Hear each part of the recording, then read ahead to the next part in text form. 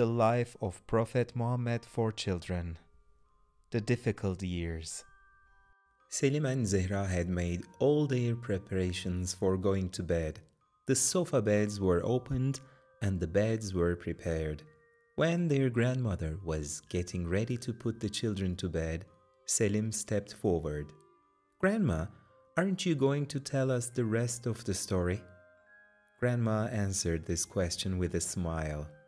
Then she started to explain. When our master and his friends did not stop talking about Islam and living it, some people in Mecca started to do more harm to them. Now, even when they saw them on the street, they were constantly saying bad words and trying to harm them. One of the biggest enemies was a man named Abu Talib. This man was so mean-hearted. He hated Muslims because Islam says everyone is equal. He did not accept that. He said that no one can be superior or unjust to anyone.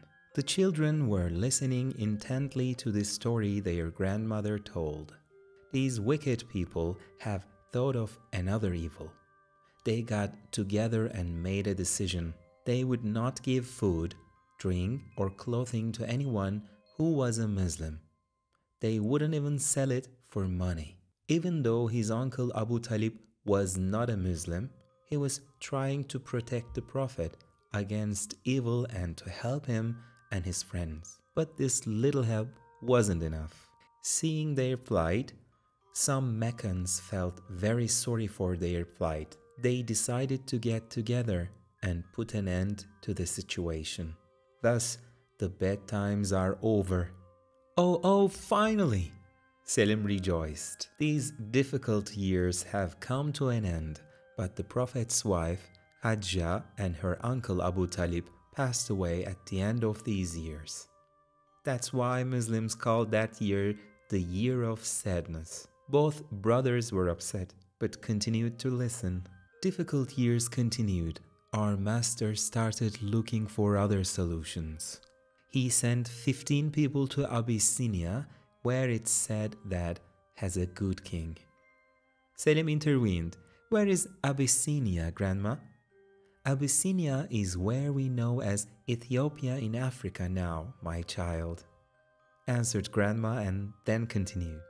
Our Prophet sent hundreds of people in the following year.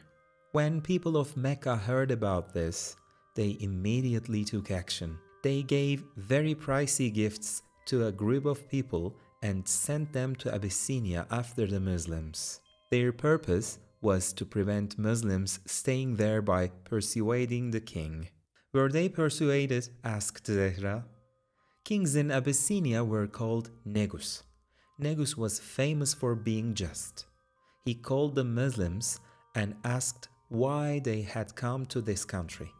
Muslims told Negus about Islam and our Prophet. The king understood that she was a beautiful person and that what he said was true.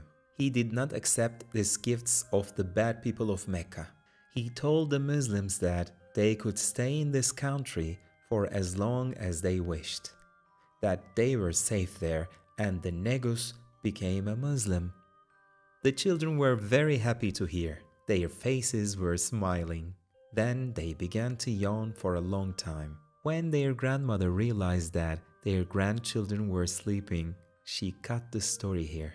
She kissed both of their foreheads and left the room.